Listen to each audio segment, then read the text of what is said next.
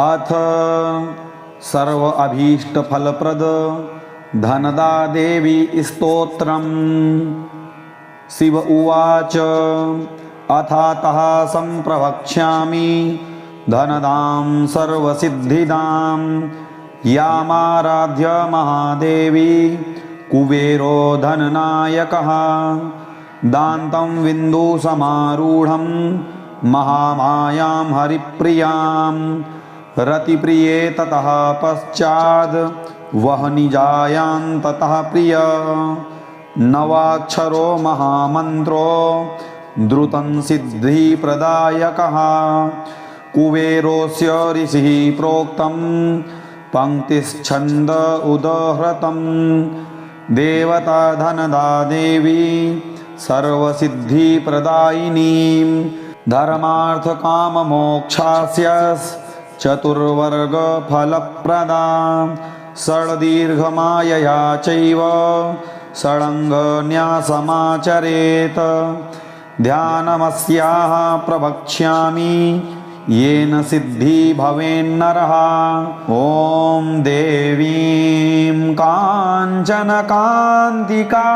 विमलां रक्तांशुकाच्छादितां हेमाम्भोजयुगाभयाङ्कुशकरीं रत्नोलसत्कुण्डलां सर्वाभीष्टफलप्रदां त्रिनयनां नागेन्द्रहारोज्ज्वलां वन्दे सर्वभयापहां त्रिजगतां पापापहारीं परां स्वकीयात्मस्वरूपां तां भावयेच्चित्स्वरूपिणीम् एवं ध्यात्वा महेशानी मानसः पूजनं चरेत अर्घ्यपात्रं स्थापयित्वा धेनुयोनिं प्रदर्शयेत् पीठपूजां ततः कृत्वा ततः पीठं तु संजपेत आधारशक्तिमारभ्य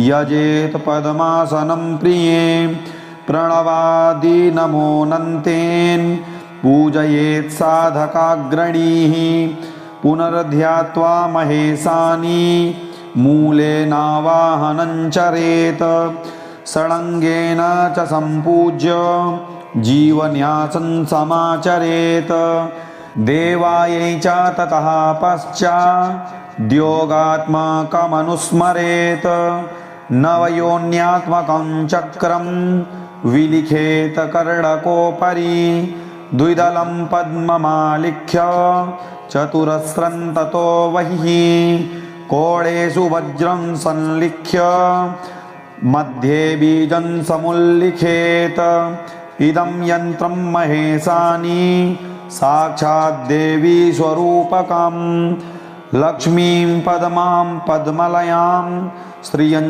चैव हरिप्रियां शङ्खां तु कमलां चैव अब्जां च चञ्चलां तथा लोलां च प्रणवाद्येता नमोऽन्तेन प्रपूजयेत् पुनर्मध्ये ततो देवीं देव्या हस्ते समर्पयेत् प्राणायामं ततः कृत्वा प्रणामाष्टाङ्गमाचरेत् अथोत्थाय महेशानी विशेषार्घ्यं निवेदयेत् आत्मसमर्पणं कृत्वा विहरेत् च निजेच्छया इति धनदा देवी स्तोत्रं सम्पूर्णम्।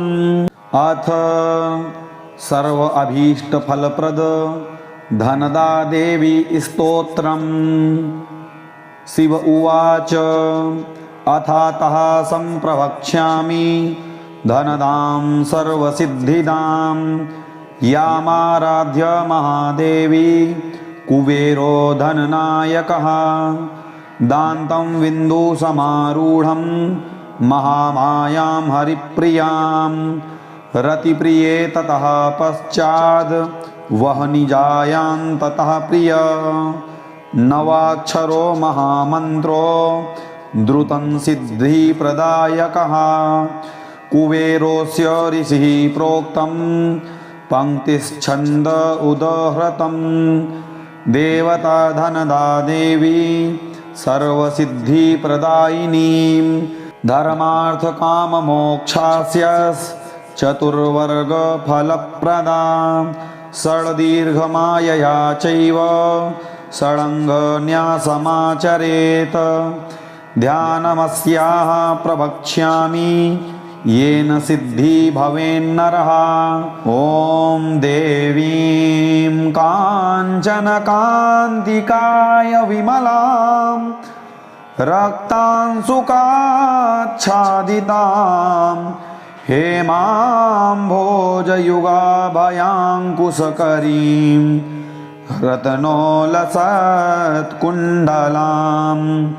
सर्वाभीष्टफलप्रदां त्रिनयनां नागेन्द्रहारोज्ज्वलां वन्दे सर्वभयापहां त्रिजगतां पापापहारीं परां स्वकीयात्मस्वरूपान्तां भावयेच्चित्स्वरूपिणीम् एवं ध्यात्वा महेशानी मानसः पूजनं चरेत अर्घ्यपात्रं स्थापयित्वा धेनुयोनिं प्रदर्शयेत् पीठपूजां ततः कृत्वा ततः पीठं तु संजपेत आधारशक्तिमारभ्य यजेत पद्मासनं प्रिये प्रणवादि नमोऽनन्तेन पूजयेत् साधकाग्रणीः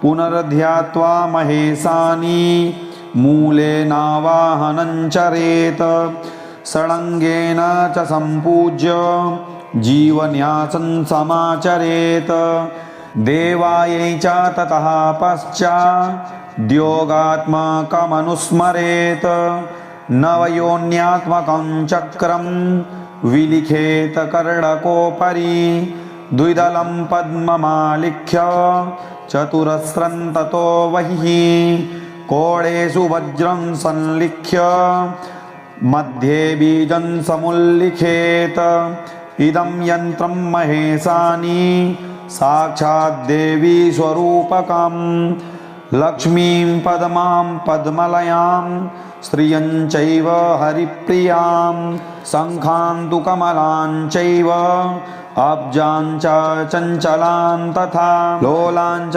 प्रणवाद्येता नमोऽन्तेन प्रपूजयेत् पुनर्मध्ये ततो देवीं देव्या हस्ते समर्पयेत् प्राणायामं ततः कृत्वा प्रणामाष्टाङ्गमाचरेत् अथोत्थाय महेशानी विशेषार्घ्यं निवेदयेत् आत्मसमर्पणं कृत्वा विहरेत् च निजेच्छया इति धनदा देवी स्तोत्रं सम्पूर्णम्।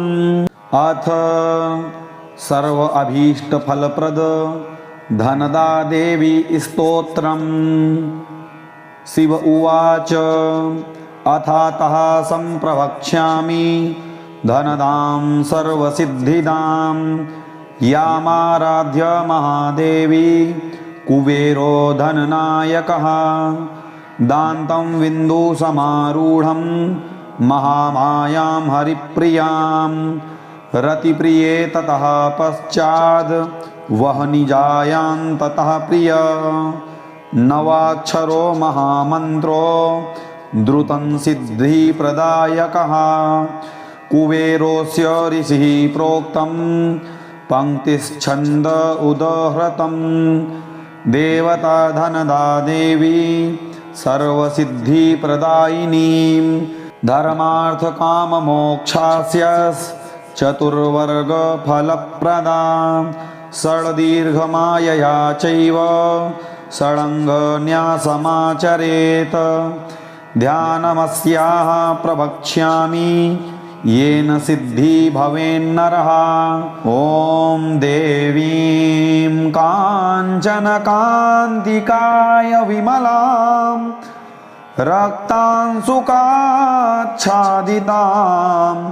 हेमाम्भोजयुगाभयाङ्कुशकरीं रत्नोलसत्कुण्डलां सर्वाभीष्टफलप्रदां त्रिनयनां नागेन्द्रहारोज्ज्वलां वन्दे सर्वभयापहां त्रिजगतां पापापहारीं परां स्वकीयात्मस्वरूपान्तां भावयेच्चित्स्वरूपिणीम् एवं ध्यात्वा महेशानी मानसः पूजनं चरेत।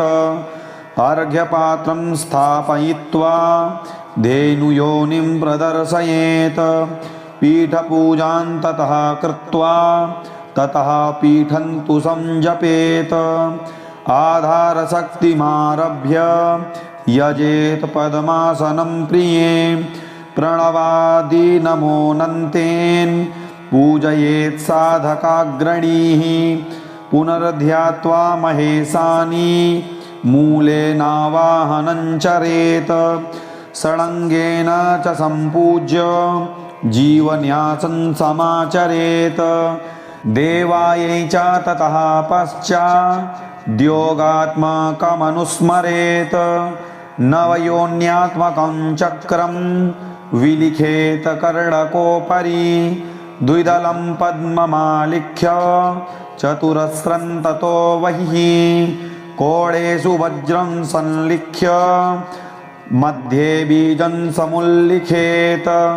इदं यन्त्रं महेशानी साक्षात् देवी स्वरूपकं लक्ष्मीं पद्मां पद्मलयां श्रियं चैव हरिप्रियां शङ्खां तु कमलां चैव अब्जां च चञ्चलां तथा लोलां च प्रणवाद्येता नमोऽन्तेन प्रपूजयेत्।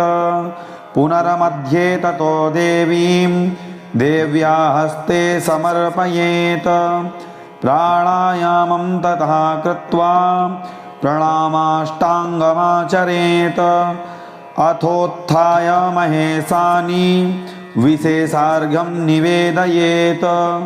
आत्मसमर्पणं कृत्वा विहरेच्च निजेच्छया। इति धनदादेवी स्तोत्रं सम्पूर्णम्। अथ सर्व अभीष्टफलप्रद धनदादेवी स्तोत्रम्। शिव उवाच अथातः सम्प्रवक्ष्यामि धनदां सर्वसिद्धिदां यामाराध्य महादेवी कुबेरो धननायकः। दान्तं बिन्दुसमारूढं महामायां हरिप्रियां रतिप्रिये ततः पश्चाद् वह्निजायां ततः प्रिय।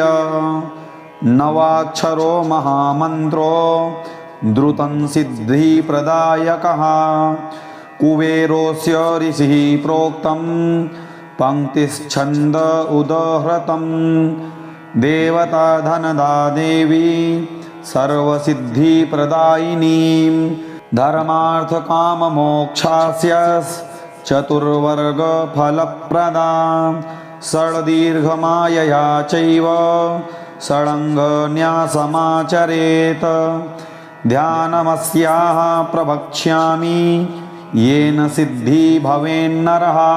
ॐ देवीं काञ्चनकान्तिकाय विमलां रक्तांशुकाच्छादितां हेमाम्भोजयुगाभयाङ्कुशकरीं रत्नोलसत्कुण्डलां सर्वाभीष्टफलप्रदां त्रिनयनां नागेन्द्रहारोज्ज्वलां वन्दे सर्वभयापहां त्रिजगतां पापापहारीं परां स्वकीयात्मस्वरूपान्तां भावयेच्चित्स्वरूपिणीम् एवं ध्यात्वा महेशानि मानसः पूजनं चरेत। अर्घ्यपात्रं स्थापयित्वा धेनुयोनिं प्रदर्शयेत्। पीठपूजां ततः कृत्वा ततः पीठं तु संजपेत। आधारशक्तिमारभ्य यजेत पद्मासनं प्रिये। प्रणवादि नमोऽनन्तेन पूजयेत् साधकाग्रणीः। पुनर्ध्यात्वा महेशानि मूलेनावाहनं चरेत। षडङ्गेन च सम्पूज्य जीवन्यासं समाचरेत। देवायै च ततः पश्चाद्योगात्मकमनुस्मरेत। नवयोन्यात्मकं चक्रं विलिखेत कर्णकोपरि। द्विदलं पद्ममालिख्य चतुरस्रं ततो बहिः। कोणेषु वज्रं संलिख्य मध्ये बीजं समुल्लिखेत। इदं यन्त्रं महेशानि साक्षाद्देवी स्वरूपकम्। लक्ष्मीं पद्मां पद्मलयां श्रियं चैव हरिप्रियां। शङ्खां तु कमलां चैव अब्जां च चञ्चलां तथा। लोलां च प्रणवाद्येता नमोऽन्तेन प्रपूजयेत्। पुनर्मध्ये ततो देवीं देव्या हस्ते समर्पयेत्। प्राणायामं ततः कृत्वा प्रणामाष्टाङ्गमाचरेत्। अथोत्थाय महेशानि विशेषार्घ्यं निवेदयेत्। आत्मसमर्पणं कृत्वा विहरेत् च निजेच्छया। इति धनदादेवी स्तोत्रं सम्पूर्णम्। अथ सर्व अभीष्टफलप्रद धनदादेवी स्तोत्रम्। शिव उवाच अथातः सम्प्रवक्ष्यामि धनदां सर्वसिद्धिदां। यामाराध्य महादेवी कुबेरो धननायकः। दान्तं बिन्दुसमारूढं महामायां हरिप्रियां। रतिप्रिये ततः पश्चाद् वह्निजायां ततः प्रिय। नवाक्षरो महामन्त्रो द्रुतं सिद्धिप्रदायकः। कुबेरोऽस्य ऋषिः प्रोक्तं पङ्क्तिश्छन्द उदहृतं। देवता धनदा देवी सर्वसिद्धिप्रदायिनीं। धर्मार्थकाममोक्षास्य चतुर्वर्गफलप्रदा। षड्दीर्घमायया चैव षडङ्गन्यासमाचरेत्। ध्यानमस्याः प्रवक्ष्यामि येन सिद्धि भवेन्नरः। ॐ देवीं काञ्चनकान्तिकाय विमलां रक्तांशुकाच्छादितां हेमाम्भोजयुगाभयाङ्कुशकरीं रत्नोलसत्कुण्डलां सर्वाभीष्टफलप्रदां त्रिनयनां नागेन्द्रहारोज्ज्वलां वन्दे सर्वभयापहां त्रिजगतां पापापहारीं परां स्वकीयात्मस्वरूपान्तां भावयेच्चित्स्वरूपिणीम् एवं ध्यात्वा महेशानि मानसः पूजनं चरेत। अर्घ्यपात्रं स्थापयित्वा धेनुयोनिं प्रदर्शयेत्। पीठपूजां ततः कृत्वा ततः पीठं तु संजपेत। आधारशक्तिमारभ्य यजेत पद्मासनं प्रिये। प्रणवादि नमोऽनन्तेन पूजयेत् साधकाग्रणीः पुनर्ध्यात्वा महेशानि मूलेनावाहनं चरेत् षडङ्गेन च सम्पूज्य जीवन्यासं समाचरेत् देवायै च ततः पश्चाद्योगात्मकमनुस्मरेत् नवयोन्यात्मकं चक्रं विलिखेत कर्णकोपरि द्विदलं पद्ममालिख्य चतुरस्रं ततो बहिः कोणेषु वज्रं संलिख्य मध्ये बीजं समुल्लिखेत इदं यन्त्रं महेशानि साक्षात् देवी स्वरूपकं लक्ष्मीं पद्मां पद्मलयां श्रियं चैव हरिप्रियां शङ्खां तु कमलां चैव अब्जां च चञ्चलां तथा लोलां च प्रणवाद्येता नमोऽन्तेन प्रपूजयेत् पुनर्मध्ये ततो देवीं देव्या हस्ते समर्पयेत् प्राणायामं ततः कृत्वा प्रणामाष्टाङ्गमाचरेत् अथोत्थाय महेशानि विशेषार्घ्यं निवेदयेत् आत्मसमर्पणं कृत्वा विहरेत् च निजेच्छया इति धनदा देवी स्तोत्रं सम्पूर्णम्। अथ सर्व अभीष्टफलप्रद धनदा देवी स्तोत्रम्। शिव उवाच अथातः सम्प्रवक्ष्यामि धनदां सर्वसिद्धिदां यामाराध्य महादेवी कुबेरो धननायकः दान्तं विन्दुसमारूढं महामायां हरिप्रियां रतिप्रिये ततः पश्चाद् वह्निजायां ततः प्रिय नवाक्षरो महामन्त्रो द्रुतं सिद्धिप्रदायकः कुबेरोऽस्य ऋषिः प्रोक्तं पङ्क्तिश्छन्द उदहृतं देवता धनदा देवी सर्वसिद्धिप्रदायिनीं धर्मार्थकाममोक्षास्य चतुर्वर्गफलप्रदा षड्दीर्घमायया चैव षडङ्गन्यासमाचरेत् ध्यानमस्याः प्रवक्ष्यामि येन सिद्धि भवेन्नरः। ॐ देवीं काञ्चनकान्तिकाय विमलां रक्तांशुकाच्छादितां हेमाम्भोजयुगाभयाङ्कुशकरीं रत्नोलसत्कुण्डलां सर्वाभीष्टफलप्रदां त्रिनयनां नागेन्द्रहारोज्ज्वलां वन्दे सर्वभयापहां त्रिजगतां पापापहारीं परां स्वकीयात्मस्वरूपान्तां भावयेच्चित्स्वरूपिणीम् एवं ध्यात्वा महेशानि मानसः पूजनं चरेत् अर्घ्यपात्रं स्थापयित्वा धेनुयोनिं प्रदर्शयेत् पीठपूजां ततः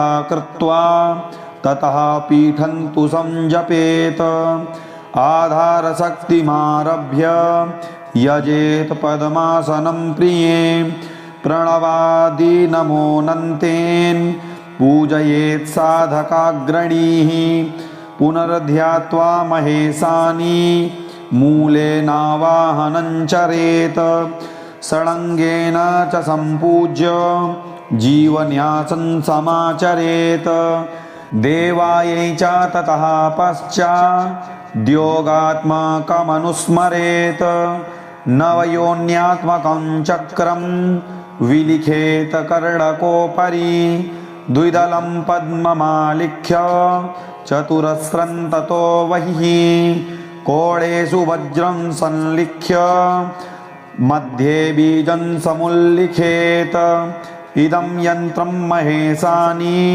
साक्षाद्देवी स्वरूपकं लक्ष्मीं पद्मां पद्मलयां श्रियं चैव हरिप्रियां शङ्खां तु कमलां चैव अब्जां च चञ्चलां तथा लोलां च प्रणवाद्येता नमोऽन्तेन प्रपूजयेत् पुनर्मध्ये ततो देवीं देव्या हस्ते समर्पयेत् प्राणायामं ततः कृत्वा प्रणामाष्टाङ्गमाचरेत् अथोत्थाय महेशानी विशेषार्घ्यं निवेदयेत् आत्मसमर्पणं कृत्वा विहरेच्च निजेच्छया इति धनदा देवी स्तोत्रं सम्पूर्णम्। अथ सर्व अभीष्ट फलप्रद धनदा देवी स्तोत्रम्।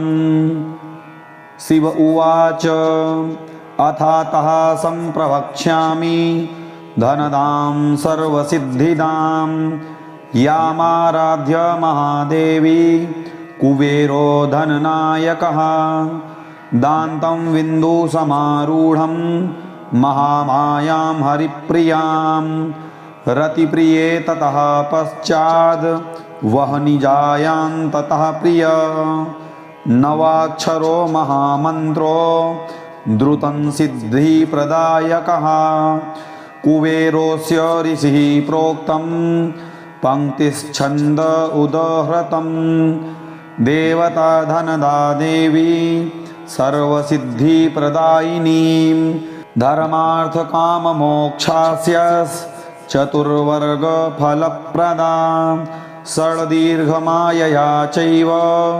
षडङ्गन्यासमाचरेत् ध्यानमस्याः प्रवक्ष्यामि येन सिद्धि भवेन्नरः। ॐ देवीं काञ्चनकान्तिकाय विमलां रक्तांशुकाच्छादितां हेमाम्भोजयुगाभयाङ्कुशकरीं रत्नोलसत्कुण्डलां